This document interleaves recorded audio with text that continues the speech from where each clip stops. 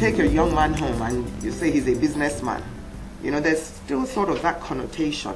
Until you've risen to a certain level, people are, you know, they're stereotypical. Yeah. Until you rise to a certain level before they say, okay, well, that's a successful businessman. Right. So for me, I want to make it really attractive and take it on to the next level.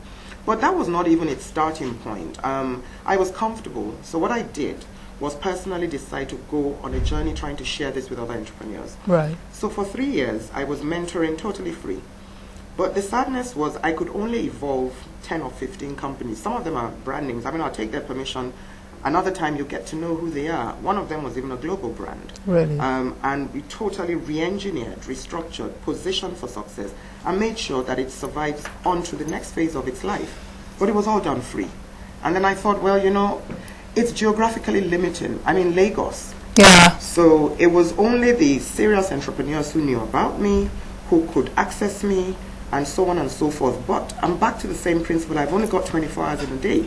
And there are very few specialists who know how to develop capacity into businesses. Right. So I then had to start tweaking to say, okay, how can I get this sort of help and intervention out to 1 million entrepreneurs? That's the only way you can make change Right. in a nation of 140. Do you know how important what you've just said is? Because, you know, for a long time, the way we do our business, and, you know, some other parts of the world have tried it, and it's imploded eventually, and they've changed that way. And it's called crony business.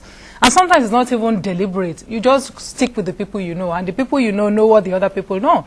And so there are millions of people. Every time I'm flying, I just look at, you know, all this landmass and all the millions of people. I go over Oshodi and I see the millions of people, and I'm saying, who's clothing them? Who's feeding them? Who's educating them? Who's doing all of those things? You know, we're not reaching out into our full potentials until we reach millions and millions of people. And that's what you're talking about. You're taking away from, you know, my cronies, my people who know. Yes. Yeah. Now, it's a very unusual model in that if I went and set up this highfalutin thing somewhere in outer space, nobody would know about it.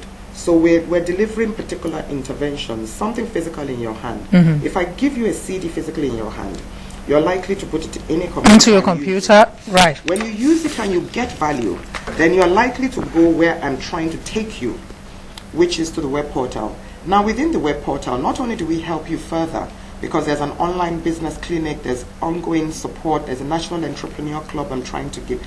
There's the back end of it, because ultimately where I'm headed for is to have market intelligence, credible real-time market intelligence on this sector, where we can start to be able to impact, address government, publish data, give one voice to entrepreneurs.